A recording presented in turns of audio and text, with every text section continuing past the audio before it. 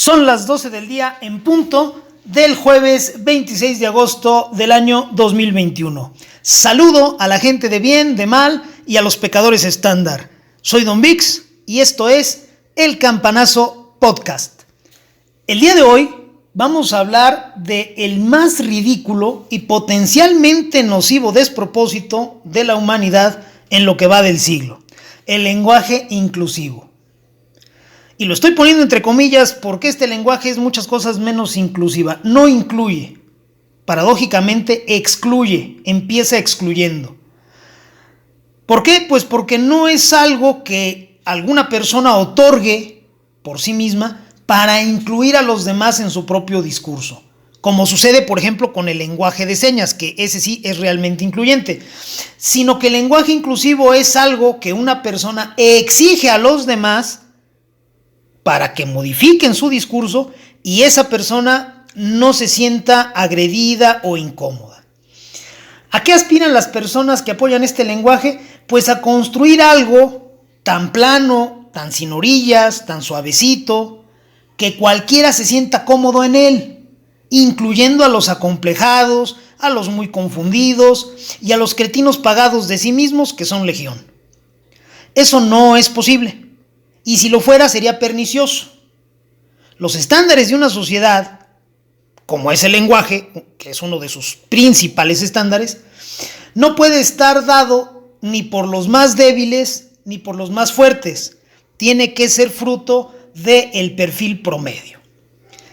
Esto no lo entiende la gente que enarbola este discurso, pero bueno, ya sabemos que el discurso progre, buena ondita, es un laberinto para ociosos.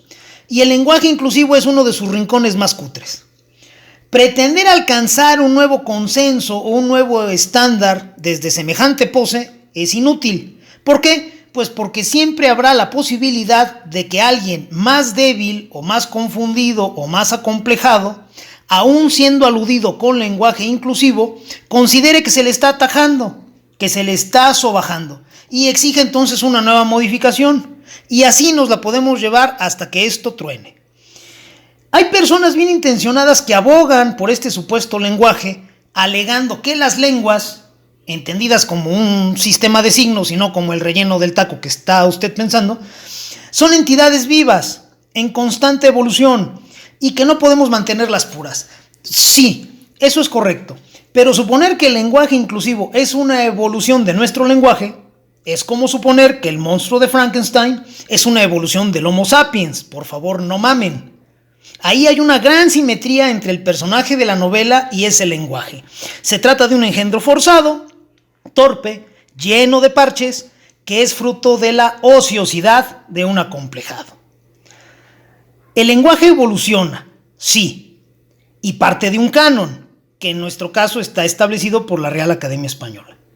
Y luego con la práctica sufre modificaciones, sufre adiciones y da origen a modismos y surge un caló y surge un argot y al paso del tiempo, con un amplio consenso orgánico, se da origen a un nuevo canon y el proceso vuelve a comenzar. Pero no es el caso del lenguaje inclusivo, que es muchas cosas menos orgánico. Hay quien me dice: oye, pinche Don Bis, tú dales por su lado, ¿qué te cuesta? Yo no lo hago porque el lenguaje inclusivo, que hoy es una anomalía más o menos pintoresca, puede evolucionar en moda y después llegar a dinamitar el consenso en torno al lenguaje. Dicen que cada cabeza es un mundo y es correcto. Si alguien quiere pensar utilizando el lenguaje comúnmente aceptado, pues está bien, es lo lógico, pero si lo quiere hacer pensando con lenguaje inclusivo o incluso con el lenguaje de la F, pues también es libre de hacerlo, faltaba más. El único que se va a entorpecer la realidad es él, o ella, o ella. Pero cuando esa persona utiliza el lenguaje inclusivo para intentar comunicarse con otros individuos, o peor aún, intenta imponer ese lenguaje inclusivo a los demás, va a deformar el mensaje y los acuerdos a los que llegue con otros a partir de esos mensajes van a ser menos confiables, causando así un perjuicio social. Los seres humanos compartimos la realidad a partir de lo que nos decimos.